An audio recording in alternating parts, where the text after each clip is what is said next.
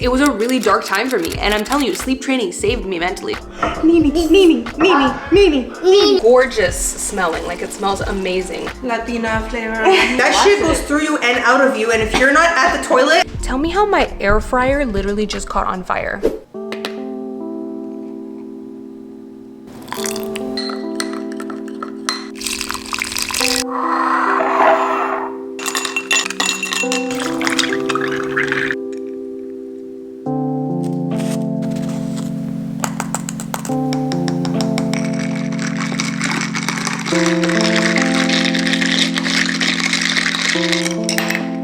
What's up guys, welcome back to another vlog. I was just over here editing a reel, which is why I'm wearing my blue light glasses, because I get the biggest headaches anytime I'm editing for a long time in my phone or editing on the computer. Also, I'm actually going to start today's vlog by talking about how I sleep trained Kylo. I get that question all the time. Y'all know how type A personality I am, so I literally have like my entire experience. I documented it on my phone. But before we get into the sleep training, I want to give a shout out to today's sponsor, which is GlassesUSA.com. They have thousands of eyeglasses and sunglasses, everything from Ray-Ban to Gucci to Oakley, so many brands. They start from $39 and they're up to 70% off retail prices. So like I said, I got these blue light glasses, which helps decrease my headaches.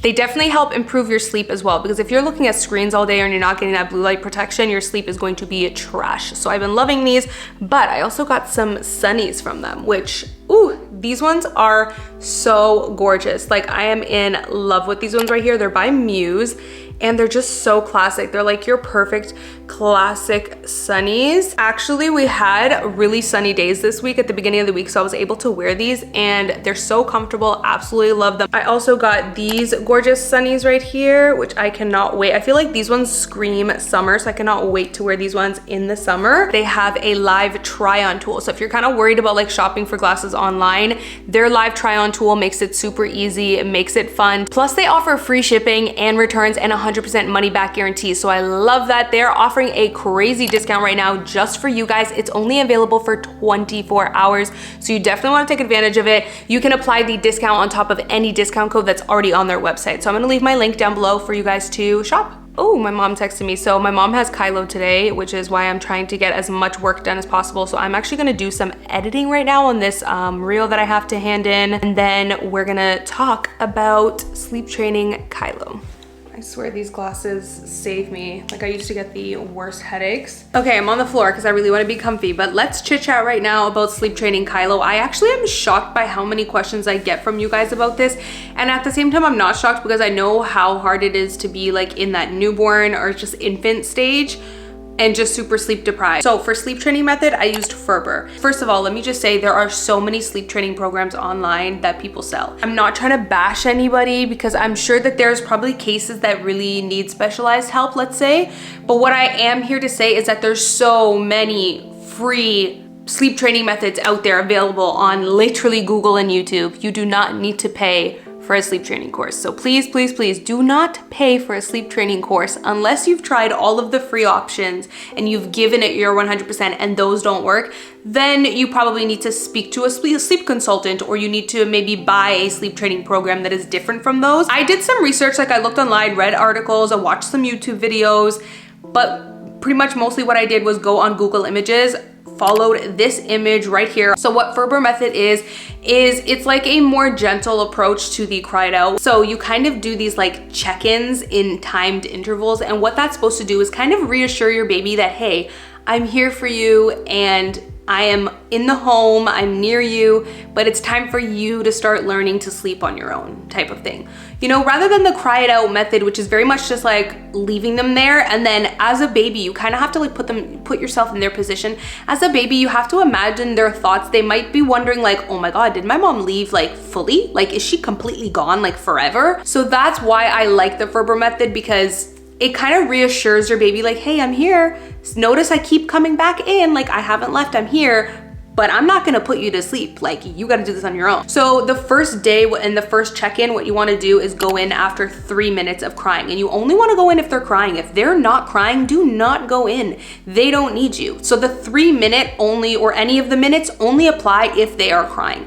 So yes, if they're crying, that means you do have to leave them to cry for 3 minutes. That's what that means. So it doesn't mean the second they cry, you go in. Because like I said, if your baby is anything like Kylo, they're gonna cry the second you leave. And you can't just keep going in every 2 seconds. So after 3 minutes of them crying, you go in and just reassure them. You don't pick them up, you don't rock them, but you just go in, you pat them on their chest, kiss their cheek, just anything like that, but do not pick them up and do not rock them or anything. Leave them there. It kind of sends the message to them like, hey, I'm giving you comfort and I want to let you know that I'm here, I'm home, but I ain't picking you up and I ain't rocking you to sleep, so fall asleep on your own. Then after doing that for about 30 seconds, I didn't like to stay too long because it almost feels like you're teasing them, like, you know what I mean? Like, how long is mom gonna stay? So I really didn't stay for longer than like 30 seconds or so. And the next check-in is gonna be longer now. So again, if they cry again, then you have to let them cry for a little longer. So instead of 3 minutes, now you do 5 minutes. I'm looking at the photo on my phone. That's why I'm looking at my phone, but then you do 5 minutes. I know a lot of people have different opinions about sleep training. You have people that are super anti sleep training and then super pro sleep training. I am pro do what works for you. Like, I'm just not a judgy person. Definitely don't judge me or any other moms that have used sleep training, because you don't know what that person's situation is, and you don't know where that person's at mentally to need to go the sleep training route. And I think personally sleep training is a great thing. Anyways, I'm not gonna get into that. It's not a sleep training debate situation. So the Ferber method is a gentler approach to the cry it out method. Cry it out is literally put your baby in the crib, let them cry, close the door, walk away.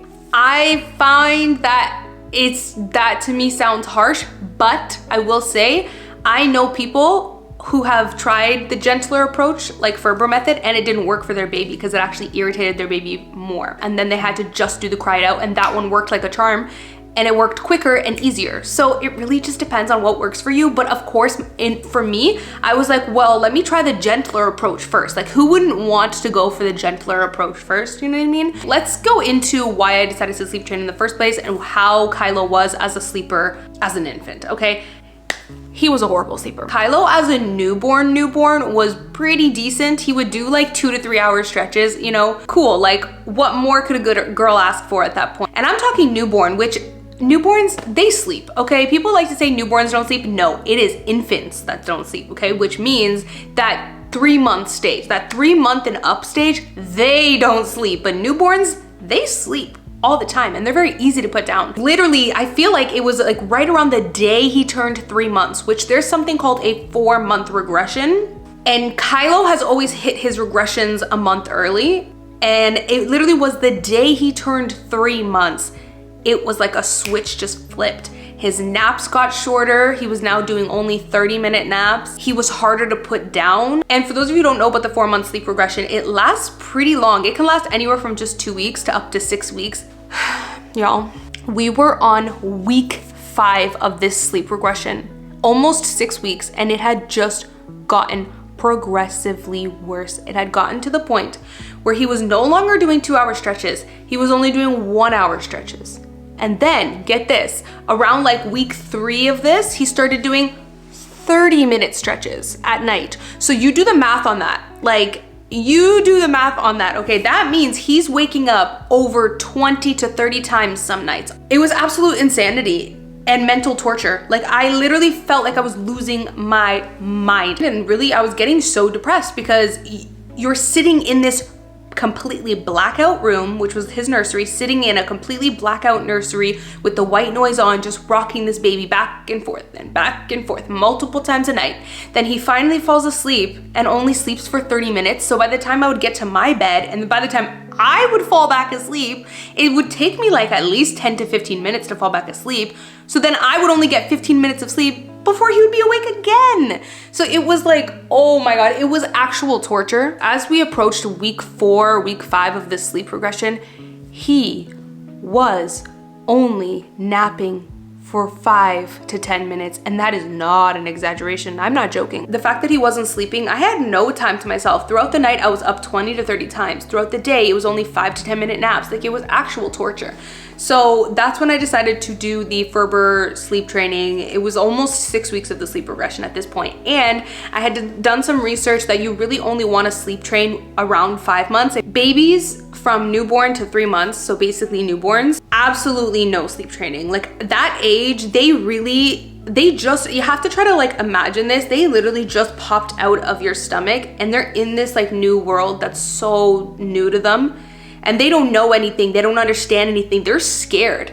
And the only thing they know is the connection that they have to you. So those first 3 months are all about bonding with your baby. But after 3 months, you can kind of just like start some healthier practices. But honestly, now that I look back, like, sleep training fixes everything. If you remove all sleep props during sleep training, it doesn't matter what you did before. You could have done contact naps for 5 months straight, it wouldn't matter. So I look back and I really didn't need to worry so much about that. By the way, I did do a lot of practicing with the drowsy but awake method with Kylo from around 2 months to 5 months. I practiced it a lot, but he really wasn't good at it, so I don't know how much that helped. But anyways, so after that 3 month period, there are some like sleep experts that recommend you can sleep train around 4 months, the earliest. So we actually started like a week before Kylo turned 5 months because I couldn't even wait any longer. And it was right after Thanksgiving, because here's another thing with sleep training. You want to make sure you are going to be home the week or so. So what I mean by that is I knew I was going to go to my mom's house for Thanksgiving. So I didn't want to start sleep training because it would kind of break up what we were doing. Like, the thing with sleep training is you want to be very consistent and stick to the plan type of thing.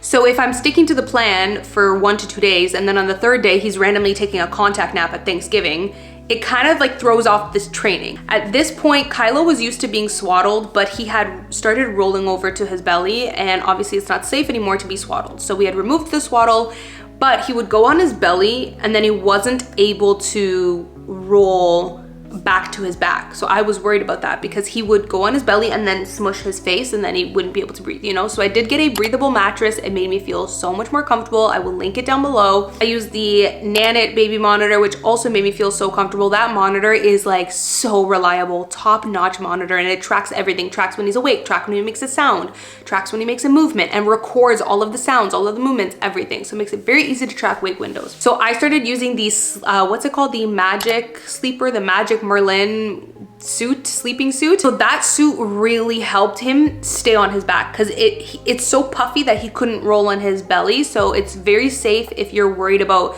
your baby getting stuck on their belly and not being able to go back. So that was a godsend for us because it kept him on his back. And that made me feel comfortable. Kylo did use the pacifier to sleep a lot of the times, but when we started sleep training, I was like, absolutely no pacifier. Why not just sleep train them with like no sleep props to make it easier for you going forward? Like, I knew if I sleep trained him with a pacifier, what is the point? Because in a few months I would have to, or like in a year when I want to take away the pacifier when he's like 2, it's gonna be so much harder, you know what I mean? So I do want to mention this actually, before I even started sleep training, we kind of just did like a trial night of the sleep training. This trial night that we did, it took him an hour and 47 minutes to fall asleep. That was with me checking in every 10 minutes. So you can only imagine like constantly having to go up every 10 minutes to give him comfort. But honestly, I was happy to give him the comfort at that point because it can be hard to sleep train, and you have to really mentally prepare yourself. There is gonna be some crying and you have to know your baby's safe, your baby is fine. You're going in to constantly reassure them that they're there. But if you're at the breaking point like I was, where your baby was literally taking 5-minute naps and is waking up every 30 minutes at night, there really is like no other option at that point except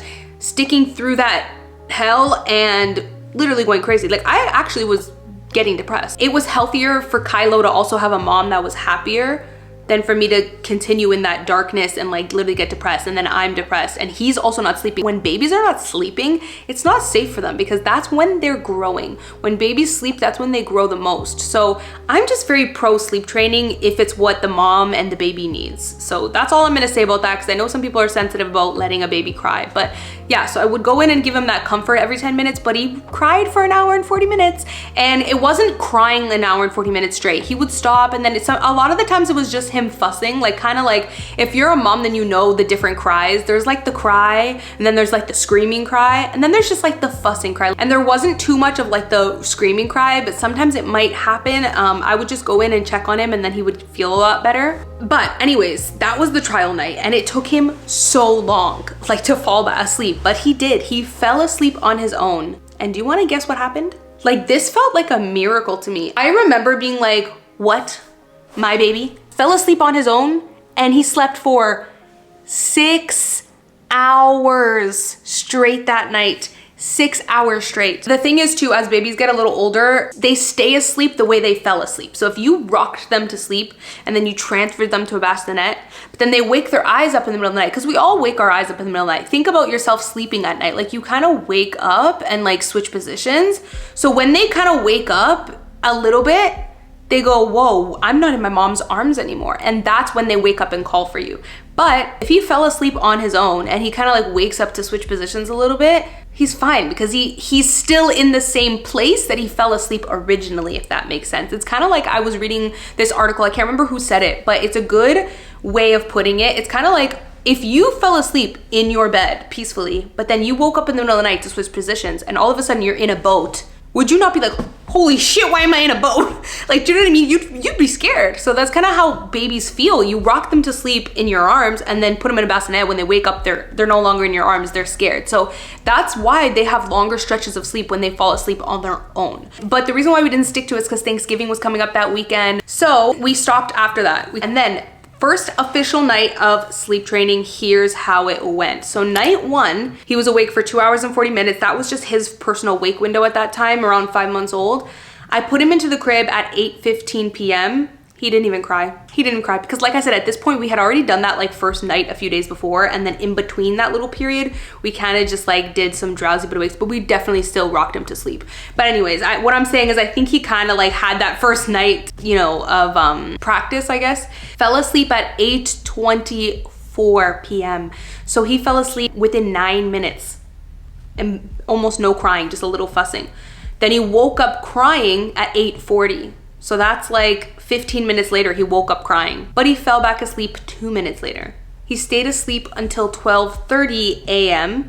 and he was crying off and on. He wasn't crying for an hour straight. It was just kind of like fussing and crying in between that hour. So then he fell back asleep at 1:30 a.m., woke up at 6 a.m. So we had, like, this is amazing because this is a baby that, like I said, was waking up 20 times a night. And you can see here, he only woke up, what, twice?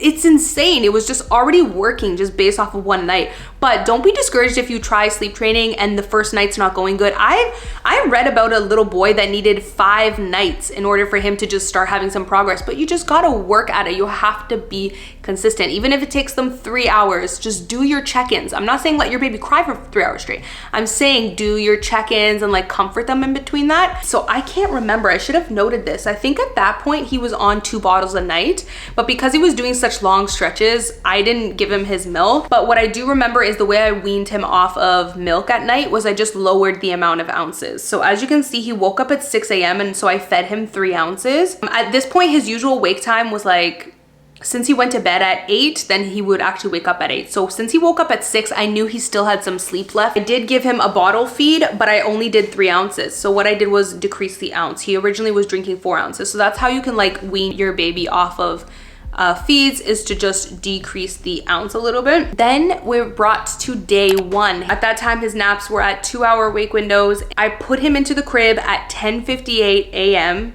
and all he did was fuss a little bit, did not cry. I actually remembered this vividly. I remember thinking, because this is the first time I tried doing this for a nap, like he was used to contact napping and me rocking him to sleep for naps.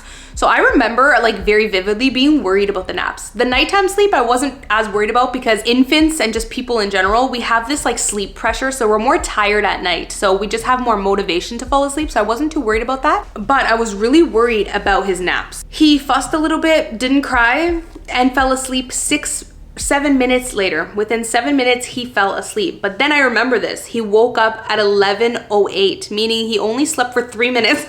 I remember thinking, oh my God, are you kidding me? Like I remember being so happy that it worked, and then 3 minutes later he woke up. But then he fell back to sleep within seconds. Like he woke up crying a little bit, and then he fell back to sleep within like 30 seconds. And then he woke up at 11:34. So he slept from 11:08 to 11:34, almost a 30-minute nap, which at that point was a huge win because he was only napping for 5 to 10 minutes. That was a success. I remember being so happy about that. I think the reason why the nap went so well is because he had that night one. So he kind of was already thinking like, okay, yeah, I think this is like the new thing. My mom is not gonna rock me to sleep. Do you know what I mean? I think that's why the naps went so well, is because he already had that first night. So I definitely recommend, if you're gonna sleep train, do nighttime sleep and naps. So start with the night sleep because that's when they have their most sleep pressure. Then you can carry it on to the naps the next day. Like don't start the sleep training with a nap. It's definitely recommended to start it at night. So day 3, you can see I made a note here that said naps have been going the same, minimal crying and asleep within 10 minutes. So I'm not recording naps anymore. So that's why after day 3, I stopped even like recording it and tracking it on my phone because they were just going the same, like so repetitive. Like they were going very well. Night 5, you can see that was the success for us. Night 5, he finally slept through the night. And I remember, you guys have no idea. Like I remember being like, oh my God. Like, okay, you know when you like, I've never ran a marathon before, mind you. But you know when like, what you would imagine what it would feel like if you ran a marathon and you just hit that finish line? Bro, I felt like I hit the finish line. Like I felt like the ultimate success, like peak joy was what I experienced. I was like, wow, my baby that was waking up 30 times a night, my baby that wanted me to hold him all the time to sleep, my baby just slept through the night. Ain't no way. Like I was just floored and shocked at how well it worked. I can't even tell you how helpful this has been for my mental health. Sleep training, Kylo was the best thing that I ever did. I remember just feeling like I had myself back and I had like my freedom back because now here's my baby. I'm able to just cuddle him goodnight, place him in his crib, and he's asleep at 7 or 8. And then I didn't need to go to bed until 9:30. So I had like 2 hours at the end of the night to myself. And I was like, whoa, this is a newfound freedom. You guys are gonna laugh, but I remember the first night that he slept through the night, me and my husband watched a show, and we watched all of the episodes and stayed up until 11. And it felt like we were like little kids. Like, you know when you're like a little kid and like you stay up late at night for the first time and your parents let you, and like you feel like you're like doing something so cool and fun. Like that's literally how we felt. Like I was like, wow, I'm staying up watching a show and I'm staying up past 9 p.m. It was just incredible. I felt like I had myself back. And now that I went through that whole experience as a first-time mom, I now know, like I would say to any first-time moms out there, if you are in the trenches right now with your baby who is under 5 months old, just know things will get better. They will eventually start sleeping through the night. They will eventually start having good naps, and you will eventually start regaining your sense of self back, where you can have the time to yourself to do the things that you love, to relax, to enjoy watching movies again. If you're in the trenches, there is a light at the end of the tunnel. I wish I could tell myself that, because again, as a first-time mom, like I really didn't know. I was like, is this my new life? Like, am I really gonna have like 0 time to myself now? Yeah, it just feels so much better now that Kylo goes to bed at a certain time at night, because throughout the day, I just know, hey, at 7 p.m. when he goes to bed, it is now like I'm off the clock. I now have my me time, you know what I mean? So sleep training was the best thing I did for my mental health. Like I said, I was really slipping into a bit of a depression there, and it was really bad. My hormones were still not good, because I remember just about a month after that, I was in the hospital with my thyroid because my medication, I was over medicated. So my hormones were all over the place. Like it was a really dark time for me. And I'm telling you, sleep training saved me mentally. So that's why I really hope I don't get any judgment on this video, because you do not know what someone is going through, and you don't know what's best for the mom or the baby, because you do not know. It is not your life and it's not your situation. So I know this is long, but I really wanted to go into detail. I feel like looking back, I should have vlogged the whole and like documented the whole process, but I really didn't think anyone would be interested. But I've been shocked by how many questions I've been getting. Anyways, guys, Steph was just saying that every time she comes here, it's like being in a zoo. She literally burnt her hand. Kylo scratched her face, so she's getting injured. Like, if you come here, just know you're entering the zoo, because I am the zookeeper. But anyways, I wanted to start vlogging because I am going to make some mac and cheese. And I'm not a mac and cheese expert or anything, but I did look up on TikTok like a recipe. So I'm just gonna like follow it, but also tweak it and kind of make it my own. So I wanted to take you guys along with me and show how I make it. Steph made this gorgeous smelling, like it smells amazing. It's like a sun-dried tomato, chicken, chicken and rice, sitch. A little Mexican inspired dish. Latina flavor. I actually can't wait to try that. And it's perfect because I didn't have anything to eat for dinner tonight, so I was literally just gonna make it. I've been meaning for you to try that. Remember I told you, like, ever Yeah. since I made it, I'm like, I want you to try how I make the chicken and rice. So I take it up like 1, 2, 3, 4, 5 notches. I know, so I think I've shown you guys before that my mom makes this Portuguese chicken and rice, which is just like the pimento paste with, it's just very simple, but it's like, it's so good. So she kind of made like a more Spanish version of it. I'm having a little, apparently this is a laxative, so.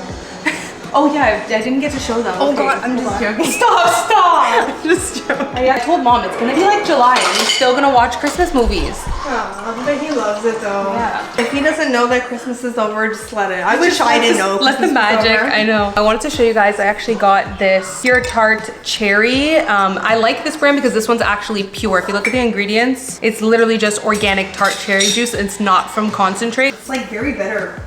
Yeah, it is very bitter, but I'm gonna make like a little wellness mocktail. You guys know I like my little drinky Add drinks. that in with matcha? No, mocktail. I was just gonna say, what? You're No.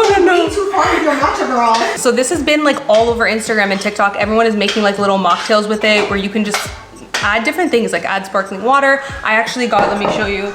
This is what I got to add to mine because I saw someone on Instagram add ginger beer, which I don't even know what ginger beer is. It's beer with ginger. No, it's not actually beer, right? Yes, baby. I'm right here. Kylo's watching a Christmas movie. He's just checking if I'm still alive. Yeah, he's like, Genie, you very didn't important leave, to him right? that I'm still well and alive. No, it's not actual beer. I don't know why they call it that. Anyways, if anyone knows what ginger beer is, let me know down below. Here. But I specifically like the ingredients of this one. It's not perfect, but it's like a lot better than some of the other brands. So I'm excited. We'll see. I'm gonna do some mixtures. I'm actually gonna do it on my main channel because I am documenting my weight loss journey on there. If you guys wanna see what I come up with. Some people put like pomegranate seeds, but I don't really. Losing weight. Stop. And by the way, my mom, so that tart cherry juice from Lakewood is like selling out everywhere. And you guys know I placed my groceries on Instacart and it literally said like likely out of stock. So I like messaged my mom in panic because she was at the grocery store this morning. And I was like, oh shit. I was like, if you see it at the grocery store, can you grab me one, right? Because it's like selling out. And she knows because mom actually bought it before I did. Like she's a TikTok queen. She already had it at her house. Honestly, mom is more of a TikTok queen than both and of I us. was like, make sure you get the pure, the one that says pure, not blend, because they have one that says tart cherry blend, and I don't like that one because it's from concentrate. So she's like, it tastes a lot better. I'm just joking. Yes, yeah, we did like a little quick taste test of like just the tart cherry. It is very like strong. Like you have to mix it with stuff. This tastes good though. It just tastes like I'm having water and it's in there. When you have to mix it with water, like dilute it with stuff. Anyways, mom was like, I know which one it is because I have it. I was like, okay, TikTok queen. Yeah, so she got one, but then I also go on an Instagram. So I literally have 4 tart cherry juices in my fridge right now. So I'm giving one to Steph, but I'm still left with 3. So let's hope I like this little mocktail situation. Hold on, I'm dying of laughter because no, I have to say, so I was doing more research. Called my name like 6 times over Yes, baby, I'm right here. She's here, baby. So I was looking on TikTok and a lot of people, so the reason why I got it, by the way, I mentioned, but I didn't go into detail. It's super high in antioxidants. It's just really healthy for you, especially for your gut. But a lot of people were like, be careful with it because the cherry in general is just very high in fiber. So if you drink a lot of it, this one girl said she went to work the next day, so she drank it. And by the way, it makes you sleep. So it's really helpful for your sleep. Like if you have insomnia or trouble sleeping, it's really healthy for that. Helpful for that. So it helped her sleep. Like she said she was tired by 10 p.m., which is weird for her. She usually get tired at midnight. So she was tired. She had the best sleep ever. Woke up, went to work the next day at the office. Stop. Bro, she said her stomach started rumbling. You know that happened to me at work. I actually told that story in one of my videos. I know. It was the acai tea. No, yeah, but that one's like literally a laxative tea. But like she didn't think this cherry juice was that shit goes through you and out of you. And if you're not at the toilet at a very specific moment, that's what she had to get up and run. So definitely don't want to drink like a lot of it. I think people get too excited and they drink half the bottle. Like that's something, bro. That's so mom. I know. That's so. This is healthy. Go, go, go, go. Yeah, that's what I'm saying. I think people just get like, you know. So people are like, this needs to come with a disclaimer. I'm like, no, y'all just gotta chill, not overdo things. Is it good? It's really good. I'm gonna try a little bit. Pretty soon I'm gonna have a bite of Kylo's palm. I know. Just eat it because he's not eating it. Mama and Nini are here, Papa. He's been calling me Mama this entire time. He was actually calling for me now. Is it even cooked yet, girl? Not fully. Oh no, hell no. You make me try the flavor. Okay, let me not. I just said I did not ask you to taste it. And I'm not tasting it. I'm gonna taste it. I just can't wait. No, it smells so good. That's why. You know I love to smell things. I'm like a smell person. Oh yeah, I can tell that's gonna be fire. It's just not fully cooked the rice yet. You didn't even get the sun-dried tomatoes. You didn't even get that in there. Oh my god, it's so good. When you anything like flavorful, chicken, you're like, it's not quite like sauce. I'm gonna be like, can you add a little bit of a sauce? No, they're just two different like vibes. Like you either want the Portuguese version or you want a little bit more Mexican. Yeah. Yeah. I put a little achiote powder and all of a sudden I'm like, I know. It's a Mexican recipe made by a Portuguese. Okay. That's what I said to them. I'm like, this is what my mom makes, but I'm just adding a little something to it. Yeah. Steph is famous for like tweaking recipes and yeah. You know, what do you want? Elevating them. Like if you make something, I look at it and I'm like, I'm gonna elevate that. Yes, baby. I'm right here. That's like the 10th time he's called you. Kylo just grabbed this seasoning bottle off the counter, opened it, and started putting some on his bread. Okay, baby, just a little bit. Wow, so nice. I think that's enough. Oh my god, he put so much on his bread. Dance. Nini, Nini, Nini, Nini, Nini, Nini, Nini, Nini.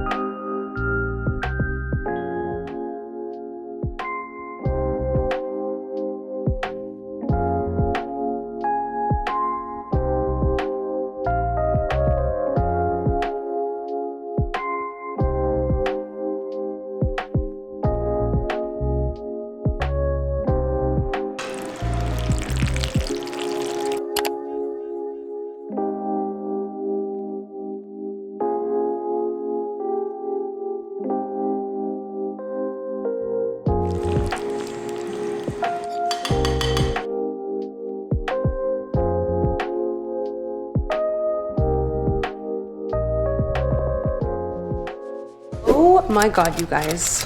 Like, this is real life right here. As you can see, I look a hot mess because I just put Kylo to bed. Let me turn on the light.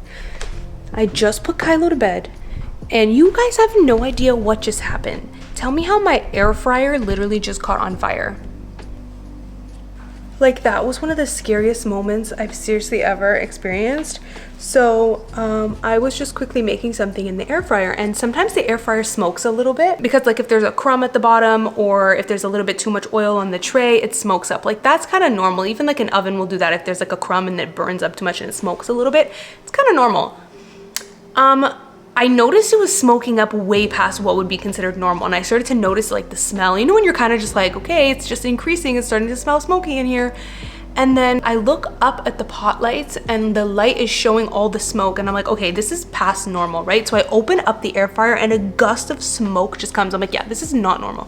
So I tilt my head to look inside of it, right? Like I'm like, what is happening in there? Tell me how the entire top of the interior of the air fryer was on fire, like actual fire. For a second, my brain had to like register, and I was just like, is that normal? And then I'm just like, no, that is not normal. My first instinct, I obviously told my husband went to go take care of the situation. Well, actually my first instinct was to unplug the air fryer. Then my husband went to go take care of the situation. My first instinct, I grabbed Kylo and literally ran outside. And then I'm like, okay, it's freaking cold in here. So the situation wasn't bad enough where I couldn't stay in the house, you know what I mean? So obviously I'm like, okay, we can go back inside, but I'm gonna go upstairs because I didn't want Kylo to breathe in that air. At this point we had opened up all the windows in the house, like opened up the back door, opened up all the windows, and it still was so smoky down here, and I'm like, I don't want him to breathe that in, right? So me, Kylo and Sugar went upstairs and stayed in Kylo's room, which wasn't at that point, it was like a teensy bit smoky, but at that point it really wasn't smoky, so it was like safe to just be up there. Holy moly ravioli, that's all I have to say. That is all I have to say. Like, holy moly ravioli. So this is just like, I'm like, I have to vlog about this because I need people to like, this is like a PSA right now and a warning sign to clean your damn air fryers. So I clean my air fryer. I'm not gonna lie to you guys and say I'm up here cleaning it every day. I usually clean it once a week. If I didn't make anything, like for example, like raw chicken or something, then I would clean it right away. But if I'm making stuff that's like already cooked, like, which I usually do, like if I make stuff like fries, anyways, I clean my air fryer regularly, but I always clean the sides of it and the bottom. I'm not gonna BS you guys, like this is just like me being real right here. Do not judge me, but I don't clean the top of the interior of my air fryer. I just never do, because every time I'm cleaning, I'm just like, oh, that's such a hard to reach. Like I sometimes kind of go over it a little bit, but I'm like, it's such a hard to reach space, probably not necessary. Like the top, nothing touches the top, right? Like in my mind when I'm cleaning, I'm like, oh, probably not necessary. Again, it's such a hard to reach space. It's a very awkward place to clean, right? So it doesn't really get a good clean. Well, let me tell you, it was all gunky and there was a lot of oil and grease built up. And I guess that's what caught fire. Like that is so crazy. So this is a PSA to you guys. Let this be your warning sign to stop right now and go clean your damn air fryer. Because the funny part is, at that point, I had closed the air fryer and was getting ready to eat dinner. If I hadn't said to myself, okay, it's like a little too smoky in here, let me just check on the air fryer. If I hadn't have done that and turned my head to look up in it, the fire would have gotten worse. Like who knows if the whole damn thing would have blew up. Do you know what I mean? Like, and by the way, Kylo was eating next to it. So I'm just like, thank God that like my instinct was like, you know what, let me just check on the air fryer to make sure everything's okay. So I just had to like turn it, like I wasn't even planning on vlogging right now because I'm literally just put Kylo to bed. Like I was just gonna eat dinner. I'm like, I need to turn on the vlog camera and just like tell them right now, PSA, go clean your damn air fryers, because it can seriously be, yeah.